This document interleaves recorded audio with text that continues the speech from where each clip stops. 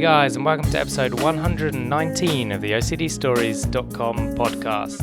Now in this episode, I got on Rose Cartwright. Now many of you have asked me to interview her, and she's someone I've wanted to interview for, I think I've been chasing her for a couple years now, so we finally got her on the show, and it was a pleasure to talk to her. She's a delight, and it was just, great to get to know her, find out more about her book, Pure, which I read, I think it was like 18 months, maybe longer ago. Great book. Kind of reads like a fiction, but it is non-fiction. It is about her life, and it's very gripping, very compelling, and I know it's helped many people. So Rose is a writer, author of the book Pure, which is now also being turned into a drama series, which is going to be on Channel 4 in the UK at some point later this year or next, and she hopefully will get it distributed elsewhere in the world, so sit tight. And Rose is also director over at intrusivethoughts.org. We talk about her book, the TV show, and then most of this show is comprised of your questions. So I put out on Instagram and Facebook, I believe, and asked your questions. I didn't get time to ask them all, but stuff we cover is, how did she feel when it first started happening, how to deal with the kind of embarrassment, shame, and distraction of intrusive thoughts, ERP against obsessions, what was the most effective thing she did, kind of where she's at in recovery now, any relapses and how she deals with them, where she had to reconceptualize her sexuality differently as part of her recovery, and then I kind of get towards the end, I ask her a question around stigma, what the community can do, around dealing with phrases such as "I'm so OCD," as you see in the media, and she gives a good answer to that. Rose also talks about meditation a lot at the end and how that's helped her learn to love herself, and obviously the importance of things like ERP in her recovery. So it's a fascinating story. She goes in detail. As always, a quick plug for the membership site. If you're interested in getting more exclusive episodes, more than the 4 I do a month as it is, head over to theocdstories.com/join to find out more. And without further ado, here is Rose. On the podcast today, I have Rose Cartwright. Rose is a writer and author of the book Pure, which is now a Channel 4 drama series. Rose is also a director over at intrusivethoughts.org. Welcome to the show, Rose. Thank you. Thanks for having me.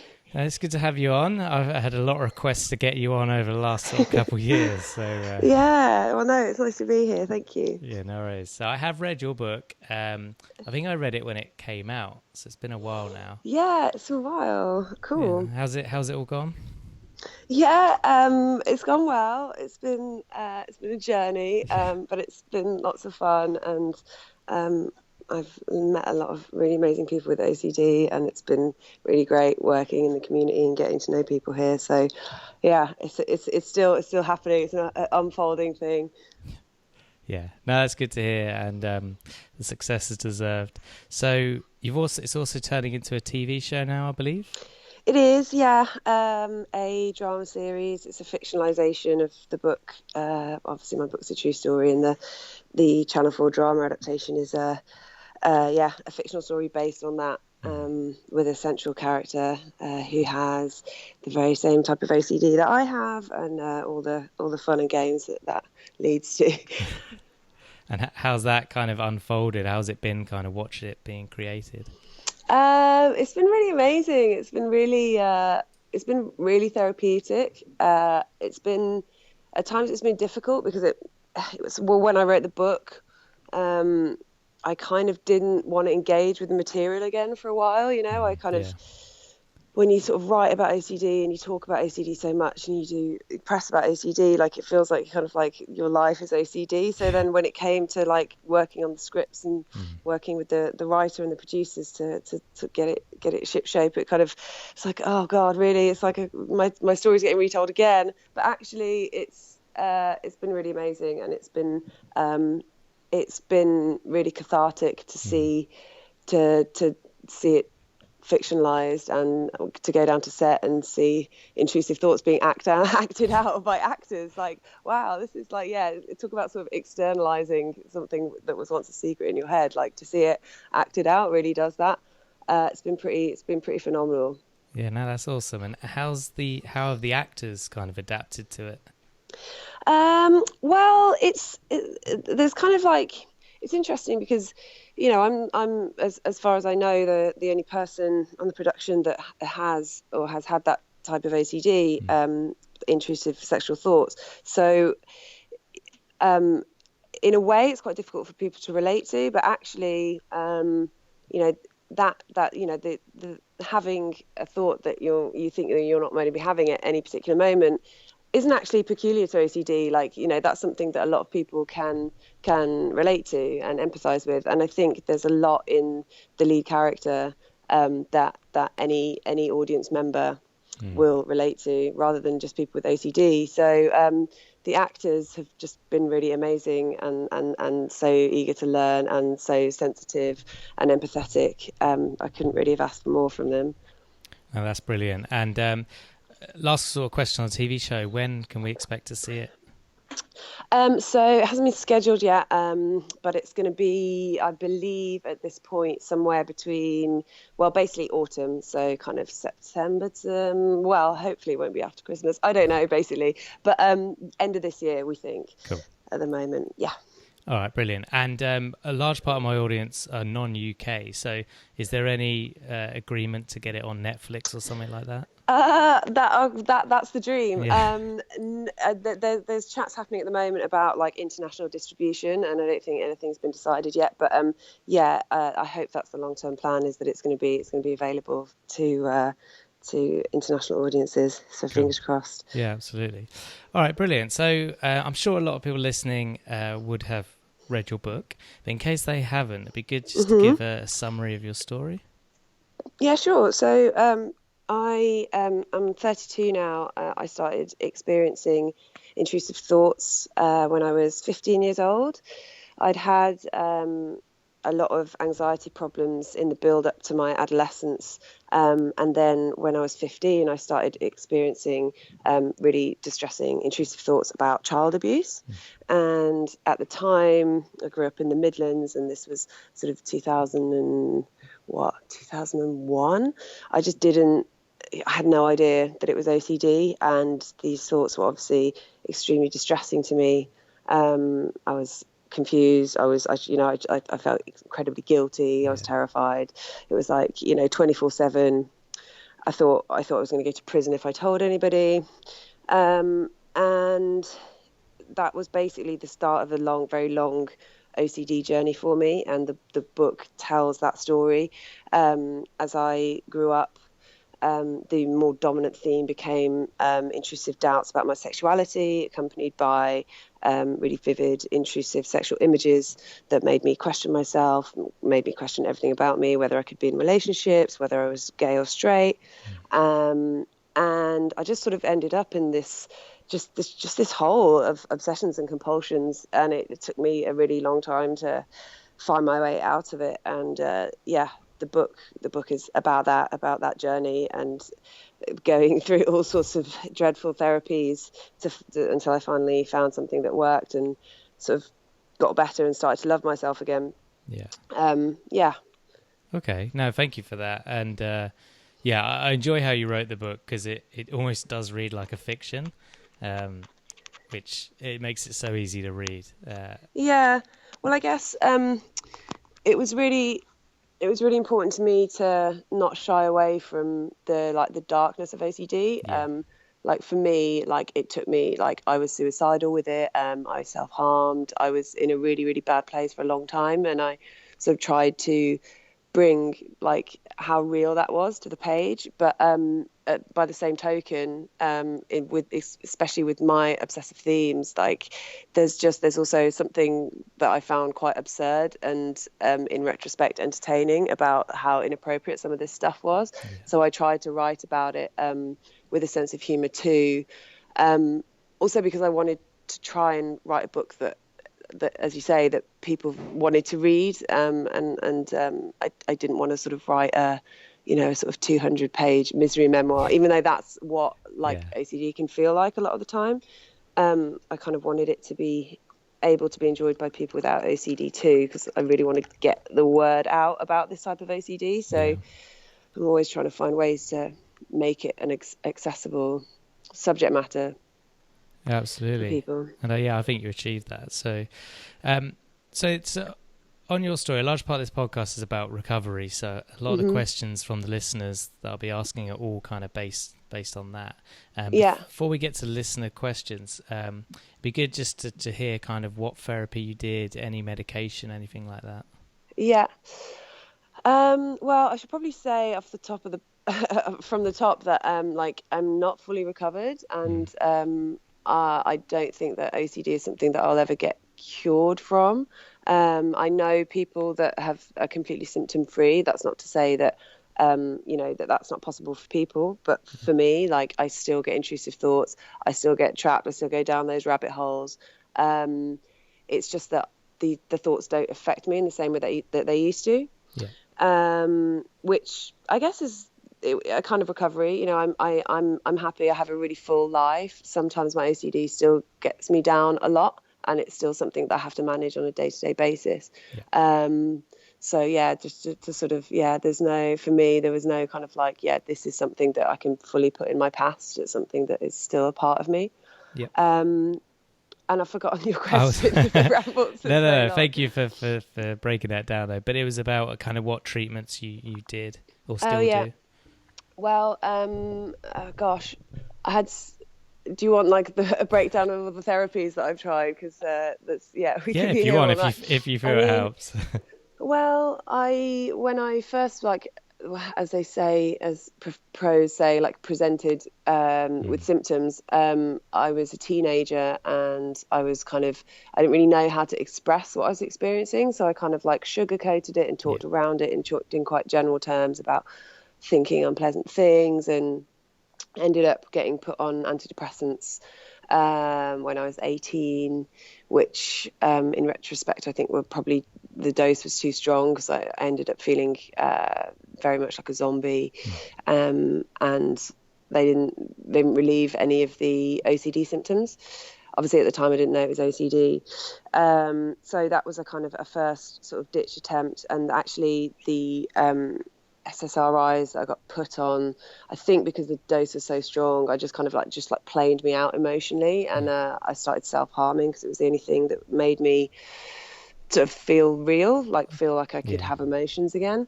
So that wasn't very successful. And then when I went to uni, went to see various sort of uni doctors, and kind of went through a few like talking therapies, which I think there's certainly a place for talking therapy, and I would never write it off, but I think in specific treatment of OCD, it can be quite problematic, because the therapist was trying to get me to, sort of delve around in my past and try and find reasons why I thought I might be having these thoughts. And I guess the theory was that if we explored the origins of those thoughts enough, then it would make them go away.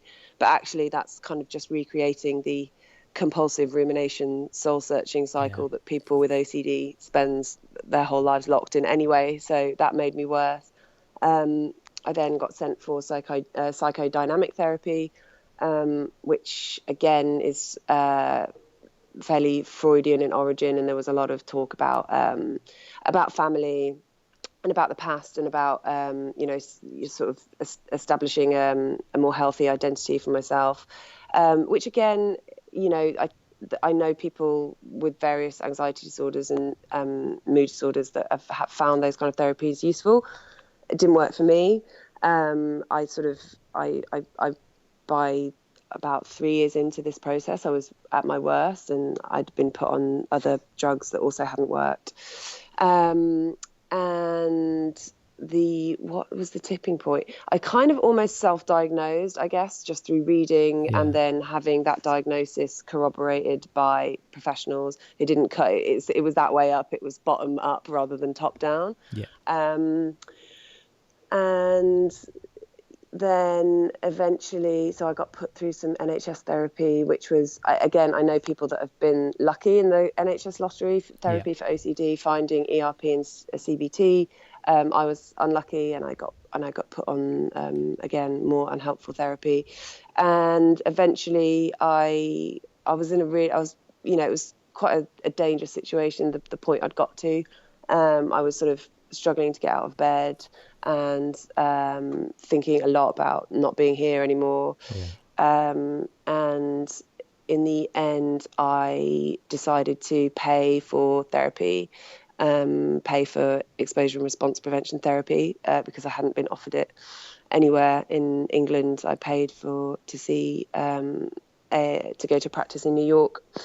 And that was really the first time that I'd ever had the kind of full scope of my OCD acknowledged and broken down, explained to me by a professional.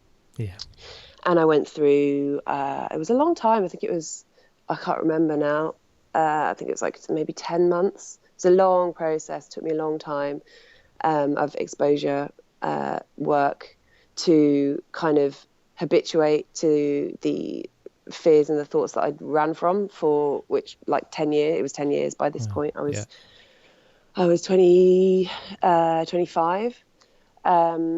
So yeah, that, and it was horrible. I really didn't want to do the exposures. But at that time, my obsessive theme was still intrusive sexual thoughts, intrusive doubts about my sexuality. So all the excuse me, all the exposure exercises were sexual in nature, and I had to look at them, and whatever thoughts or anxieties arose, I just had to embrace the uncertainty of whatever that meant and try and get on with my day. Yeah. But when you're working and you're having to go and watch porn in the toilet on your lunch break, it's not the best for your self-esteem. I mean, I'm sure people do that anyway, but fine. So it was really hard, but it was the only thing that gave me relief of any kind. And yeah, as I say, that was a decade in. And sort of from that point, I'm just going to take a sip of water. Sorry, I've got a really bad cough. By that point, because I had such a better understanding of it than I was, it just helped me talk about it, and then talking about it was really helpful too. And so I think the exposure therapy like kind of sorted out the kind of the real kind of nuts and bolts behavioral stuff, like this is how you respond in the moment, like the skills, quite practical stuff. And then the real healing kind of started afterwards, when I started to talk and when I started to kind of love myself and I started to meet other people who'd been through the same thing. Yeah, no, thank you. That's thank you for breaking down that story. It's really interesting. And, unfortunately, your tale of going through all the different therapies, it seems to be many people have unfortunately gone through that because people don't acknowledge that it's OCD soon enough. And the fact that it sounds like, you got worse the longer it was left. Definitely. Well, I mean, I'm glad you obviously got the right treatment in the end. How long did it take doing the ERP for you to start notice a shift in how you felt or in compulsions? How long did it take? It was really hard for me for like 2 or 3 months, and then sort of like things started to like shift. But it's sort of difficult to like track my progress, because even by the end, like the very end of ERP, like I was still having some anxiety responses. Like it wasn't like that anxiety was completely extinguished. Again, some people have that. Some people do get to that end point of where, okay, I can look at a picture of, I can watch Psycho and not have intrusive thoughts about violence. But I never got there. So it was hard all the way through. Like, and I, even to this day, like I still get triggered by certain types of content. But yeah, the first couple of months were particularly grueling, and then after that, it got a little bit easier. Okay. No, thank you. Really good. It's worth sticking with. Absolutely. I was just asking it because I know some people get immediate sort of not breakthroughs, but they see a change quite quickly, and other people it takes quite a while to see that shift. Yeah. Okay, so now I've got a ton of questions from my listeners, as you saw on Instagram and Facebook. Yeah. So you've answered some of these already. So the first one would be, please can you ask Rose how she deals with the embarrassment, shame, and distraction of intrusive thoughts? How do I deal with it? Well, a lot of at first I was very ashamed and I was very embarrassed. But for me, a really good antidote to feeling embarrassed was to just kind of get it all out there. So these days I'm not really embarrassed. I'm not really embarrassed at all. But then, I have moments of weakness and I feel really exposed. And also, like with the show coming up, there's an element of me that where I'm just like, what the hell am I doing? Like what is going to happen when, because the book is not a mass scale medium, but it's suddenly going to be in the living rooms of millions of people, and it's going to be in, it's a national thing. So I probably will be embarrassed. I'll be embarrassed if my parents watch it, for sure. Don't watch it with your parents, people. It's not, but it is really tough. And initially I was really ashamed and really embarrassed. But for me, it was just kind of like sort of shame attacking and just sort of taking it head on and just going, well, I because I understand the condition, I know that I don't have anything to be ashamed of. That's how I get through. Yeah, absolutely. And kind of what you've done there about opening up and obviously doing the TV show now, they're almost kind of exposures in themselves. Yeah, exactly. And, as I say, like, I'm not cured. So the whole process of having the story like retold, I'm like going down to set, like ironically, that being like a triggering thing for me. Watching like a fictionalized version of my own story being acted out, I have to have all my sort of OCD skills, all my ducks in a row when I go to set, because I'm like, okay, this is quite a confronting thing for me. Yeah, absolutely, I can imagine. Okay, so the next question is, and you've kind of answered this, but I'll ask it anyway in case there's anything else. It's what was the most effective part of her ERP against obsessions? What was the most effective part of my ERP against obsessions? I think it was, so for me, what the most maddening and depressing thing about OCD was the feeling like I would never get an answer. And if I didn't get an answer, then my life couldn't continue. That was the feeling. Like, I remember being in my early 20s and just thinking, oh, well, there's no way that in like 2 years' time I'll still be asking myself the same question. Like, that's just like impossible. So, what the ERP did to tackle that was it just made me aware when I was ruminating. Yeah. And because the ruminating just took over my life. Like, I didn't spend a single second not ruminating on questions of my identity.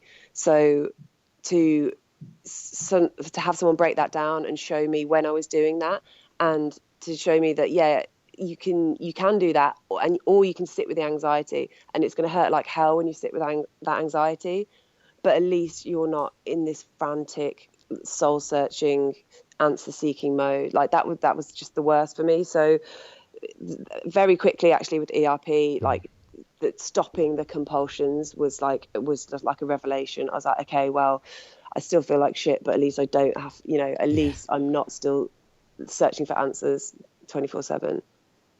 Yeah, that's a really good point. Yeah, because you're kind of, you're almost both of those solutions, whether it's staying in the obsession and doing the compulsion is painful, and then doing the exposure is painful and resisting the compulsion. But one of those is actually going to lead to a better life. Exactly. Yes, it's kind of choosing your poison almost. Yeah, there's like two types of suffering. There's the type of suffering that leads to more suffering, and there's the type of suffering that leads to the end of suffering. And that's, you have to do the latter. You just have to do it, and it hurts. It hurts so much, but that's the only way I ever got any relief. Nice. Yeah, good way of putting it. Okay, so next question is, has Rose ever had any relapses? And if so, how does she cope with them?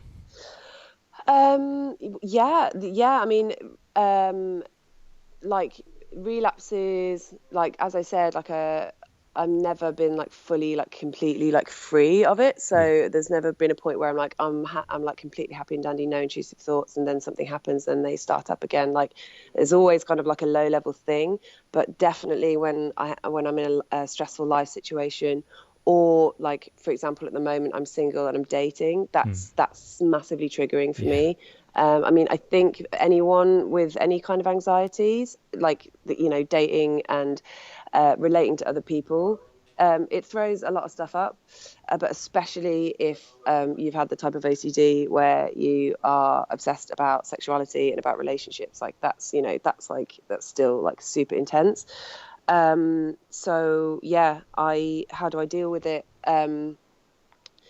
Just using the same skills that I've learned, just absolutely never engaging in compulsions, or sometimes because my brain is so habitual and it did it for so long, I'll notice when I'm ruminating and I'll catch myself and be like, I see what you're doing, and then just kind of like trip the loop and okay, let's move on to something else. But just not acting out compulsions, embracing doubt.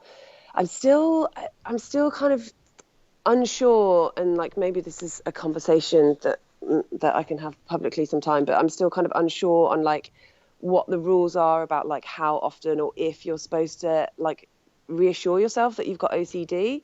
I don't know what your thoughts are on that, but like I don't know, like because the therapy that I was given was pretty like hard line, where I was just like, you just kind of got to accept that, maybe you don't even have OCD, maybe you just got it wrong, maybe you're lying about the whole thing. And generally I've been like pretty hard line, but sometimes there's just a bit of me that just wants to go, can I just call this, can I just say what this is, can I just say that it's OCD? So I don't know, that's something that I'm still like, sometimes I kind of give myself a little bit of reassurance, but I by no means would suggest that's what anyone else does. I think I mean in no way am I medically trained, this is just my own personal opinion. I'm kind of on the fence, so I do a bit of both. So I like the hard line, but there's a point occasionally you have to kind of almost just say, this is OCD. But it's when you keep reassuring yourself, I think that's where it's a problem. Yeah. I guess like sometimes I just like, I have a thought, like, and I know I've had this thought like so many times, and like I just sort of like I see it for what it is. In a way that I couldn't have done like 5 years ago. I'm like, I know that is a product of this obsessive part of my brain, and therefore I don't need to pay too much attention to it. But you're right. I think if I was doing that like 100 times a day in response to every thought, that would amount to pretty bad compulsive behavior. But absolutely. And it sounds like what the definition you gave there is you're kind of labeling the thought. Which is different, right, to reassurance, because it's almost like an acceptance commitment therapy. You acknowledge the thought, you label it, you see it as something separate from yourself. So in a way that's what you're doing there. You're just saying, oh, there's that thought again. Exactly. Okay, exactly. Cool. Maybe that's a question I'll keep in mind for next time I get a therapist on. I mean, I'm still like learning about all this stuff, and also like professional opinions change, like whatever therapy is kind of like modish. Like obviously like ERP and CBT are kind of like the considered the gold standard by most people, but then like you have it sort of shifts over time, and even in just like the 5 years I've been talking about it, you hear different people talk about different techniques, so it's important for me to kind of stay on my toes and keep asking questions as well. Absolutely, yeah. And I think, because you've written a book, you're probably almost seen in that position where people look at you like you have all the answers. It's really important that no one assumes that, because I really don't. Like I'm still a student of OCD. Yeah, absolutely. And the therapists I've had on a couple of times, their opinions change, not dramatically, but the way they look at things differ slightly, which is good, exactly. Right? Because it shows they're learning and that they're staying open-minded. It is good, but then it's really hard when you're seeking therapy and you hear two people who have got all the right letters next to their name and they're saying different things and you don't know what course to go down. That can be really tricky, and that's something that I still struggle with, because you just don't know. Like people have different ideas about what works. I think you kind of have to be empowered to take control of your own treatment and sort of your own treatment plan. And you can't put 100% of faith in any other one person, because people have different ideas, right? Absolutely, and I think that's a good point. I mean, ERP is obviously scientifically the most proven for OCD, but even among clinicians that use ERP, the way they deliver it, obviously it's very standardized, but in terms of their philosophy behind it is going to differ. That's it. Like your one you said was very hard-lined of you can't say it's OCD, and another one may be completely okay with it, and it's just finding one that works for you. Yeah, exactly. Cool. All right. So next question then from the listener would be, I've lost my place now. Oh, no, done that one. Okay. So this one is from Alvis, who I believe you met at the OCD Action Conference recently. Yes. Yeah. Cool. So he's doing a PhD studying something to do with linguistics and its effect on OCD, so the words we use around it. So it gives you a backstory behind this. So he said, I'd be curious to know whether she had to conceptualize her sexuality differently as part of her recovery. Oh, that's deep. Yeah. Did I have to conceptualize my sexuality differently?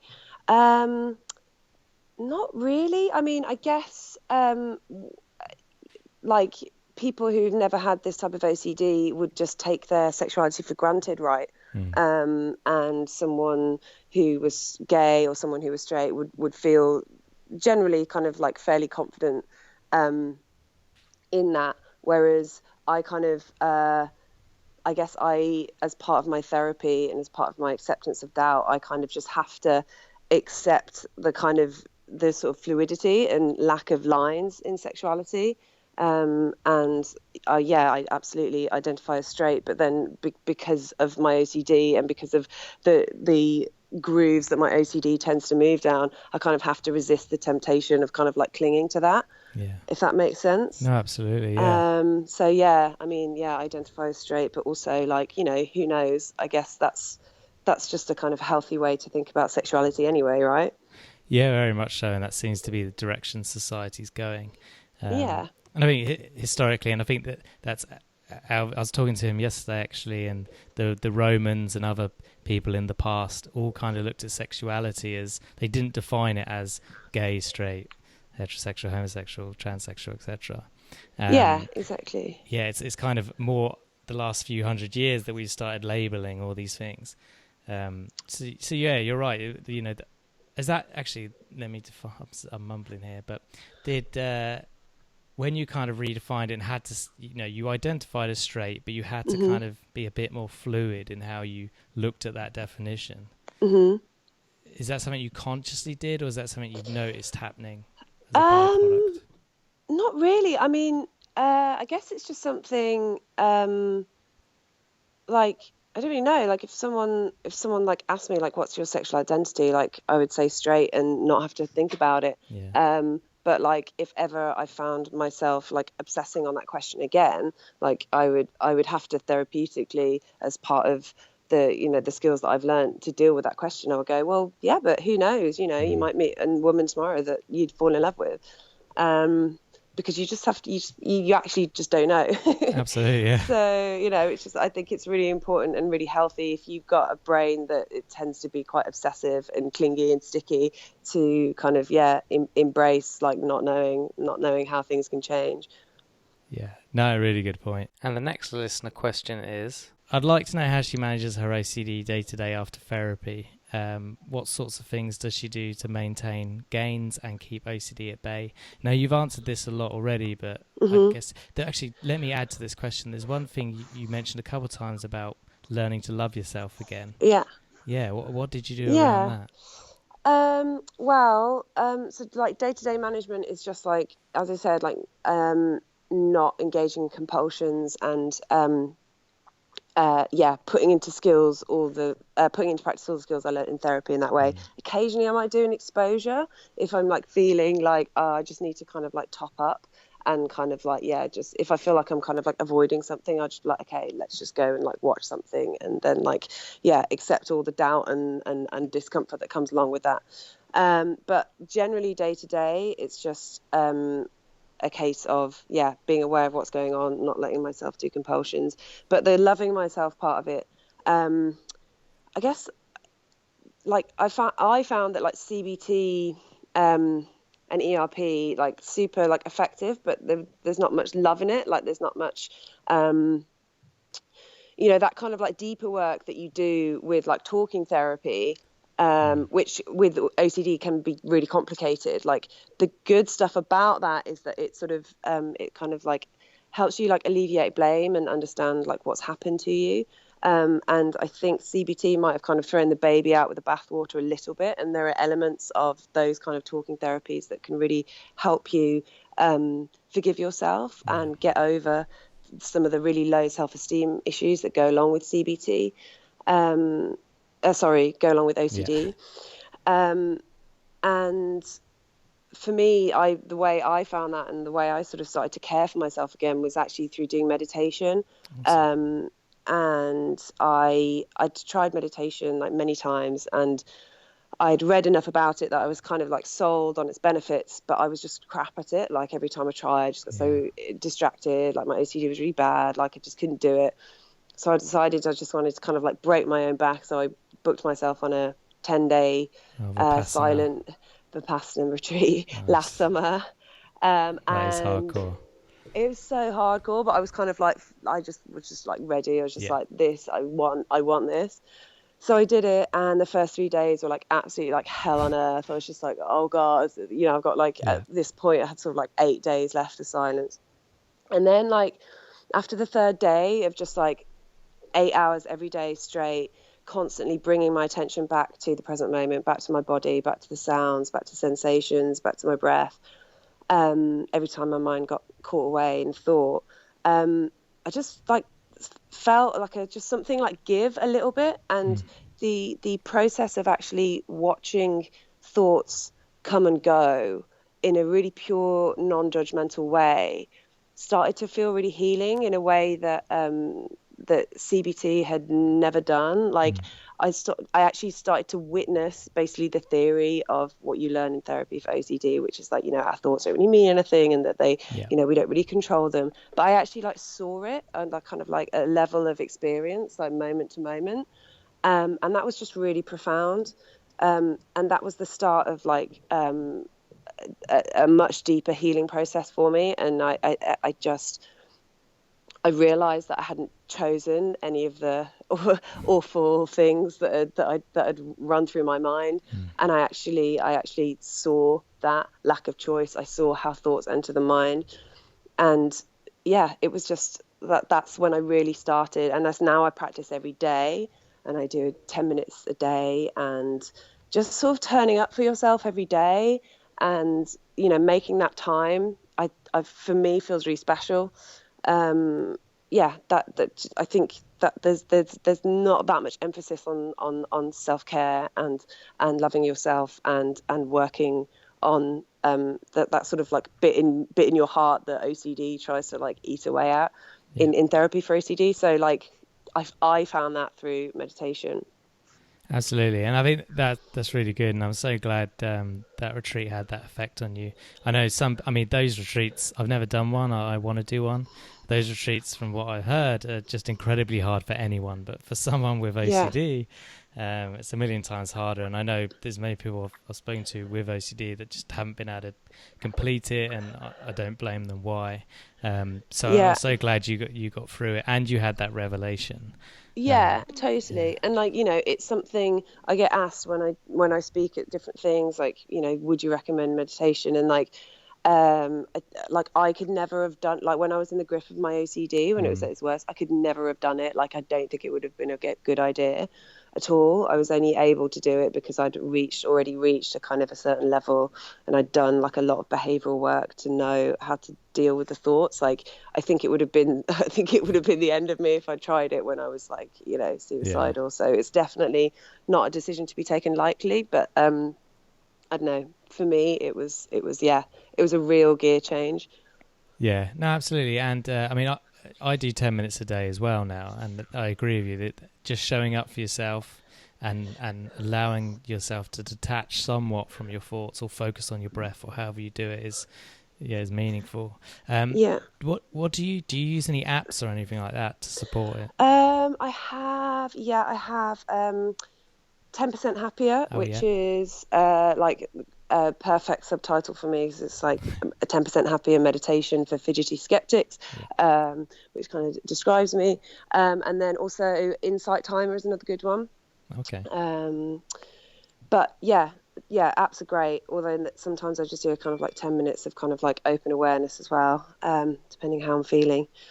Nice. No, yeah, love Oh, it. and Oh yeah. loving kindness meditation is great as well. If anyone like wants to try, have you tried loving kindness meditation? I have Meta? done a few. Was that an app? No, Oh, like Meta is like just like the meditation word for loving kindness. But I've never didn't know that. Yeah, I have done a yeah, few.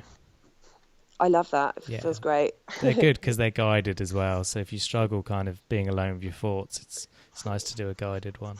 So yeah. I mean, because you can do love and kindness by yourself once you know the kind of routine, or you can do guided ones. Yeah, exactly. And it's kind of it's sort of I don't know. You can feel really bad about yourself if you've had OCD for a long time. So it's Yeah. it's good to kind of like pull at the heartstrings a little bit occasionally and get some positive emotions going around. Yeah, absolutely. And but the concept of meditation has come up more and more frequently on the podcast, interestingly enough, and it's not been something that I've been driving. So that Really, almost, yeah. I think that kind of shows something of where the trend's going. That I think so. Well, yeah, maybe we'll have this conversation in 5 years and yeah, it'll be like, it'll be old news and it'll be all yeah, about, yeah. yeah. You never know, or maybe some kind of weird hybrid. Yeah, that's probably more likely. Yeah. Okay. Cool. So I got a question here. So on the back of your book, or at least on the edition I have, hmm you've got, it says, I've got OCD, but not as you know it, hmm which is obviously a very interesting plug that most people think they know what OCD is, but they hmm don't. hmm So I guess the question is, how, as a community, can we be better at breaking the misunderstanding around OCD? Well, I think the community is already doing that very well. Yeah. And I think there's loads of people doing loads of amazing awareness work, particularly on that question. I think that for me, it's just about just trying to talk about it in a way that's engaging and using the resources we have, using our communication channels, using social media to talk about it. But in a way, one thing I will say about the OCD community is it can be quite insular, and we tend to sort of talk to each other a lot rather than sort of reaching out and talking to people on the other side. And I think it's quite easy to feel angry, and certainly I do sometimes, with people's ignorance. And, when people use phrases flippantly, or they say, I'm a little bit OCD. I actually had that on a date with a guy the other day. It was really embarrassing. And he was like, yeah, I've got the worst OCD. And then he kind of moved his pint around on the bar. And I kind of had this moment where I was like, there's two ways I could approach this. I could I could destroy him. If he knew, he didn't know anything about my work, but I could that would be quite easy to do. Actually, I think you'll find, and make him feel 2 foot tall. But and it was really frustrating. But also he wasn't doing it maliciously. He just genuinely didn't know. So I think if we as a community can keep finding ways to talk about it in a way that reached that kind of guy with the pint sat at the bar, then that's all we can do, and time will make a massive difference. But really, I think everyone's doing a really great job. And I went to the OCD Action Conference. When was that? Maybe 6 weeks ago. Yeah, a month ago. And it's just so amazing to just see the work that everyone's doing, and it is making a tangible difference. And the stuff that you're doing, Stu, and the stuff that Ashley Curry's doing, and maternal OCD and intrusive thoughts, everyone, it's happening, and I think we just keep at it. Yeah, no, absolutely, and thank you. Big question for me then, is that guy getting a second date? No way. Although, there were other factors at play. Okay.